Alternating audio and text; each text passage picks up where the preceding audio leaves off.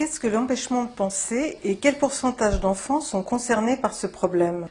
L'empêchement de penser est pour moi la cause majeure de l'échec scolaire.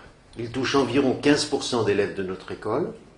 Ce qui caractérise les enfants empêchés de penser, c'est de ne pas pouvoir affronter le doute, qui est quand même le moment clé de l'apprentissage, sans déclencher du même coup des sentiments parasites. En fait, dès qu'ils font un retour à eux-mêmes pour chercher, dès qu'ils veulent s'appuyer sur leur monde intérieur, ils réactivent des émotions excessives, ils réveillent des peurs infantiles. Ces intrusions, bien entendu, gênent leur fonctionnement intellectuel, parasitent le comportement et sont à la source de nombreux dérèglements que nous allons prendre à tort pour les causes de l'échec scolaire.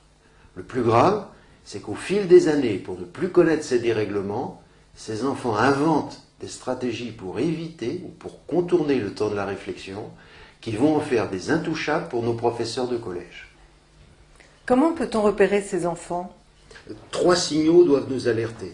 Le premier, c'est une difficulté persistante malgré l'aide personnalisée. C'est-à-dire que même dans les conditions très favorables pour apprendre, en petit groupe ou tout seul, où l'on pense à remettre en confiance et à entraîner plus ses enfants, les difficultés persistent et bien souvent, en prime, la relation pédagogique se transforme en bras de fer.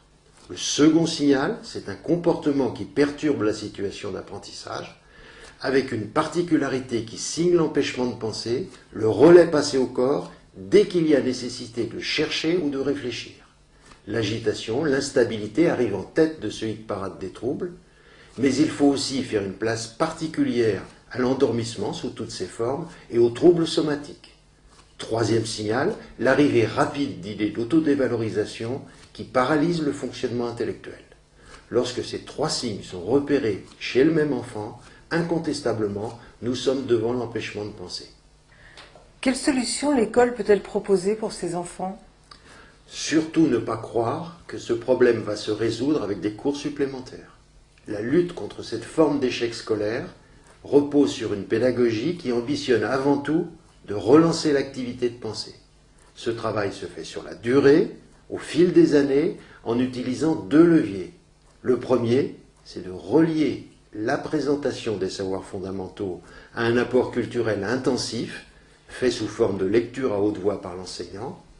Le deuxième levier, c'est un entraînement quotidien à parler, dans le but essentiel d'aider ces enfants à affronter le doute, grâce à des échanges avec les autres qui les poussent à débattre et à argumenter.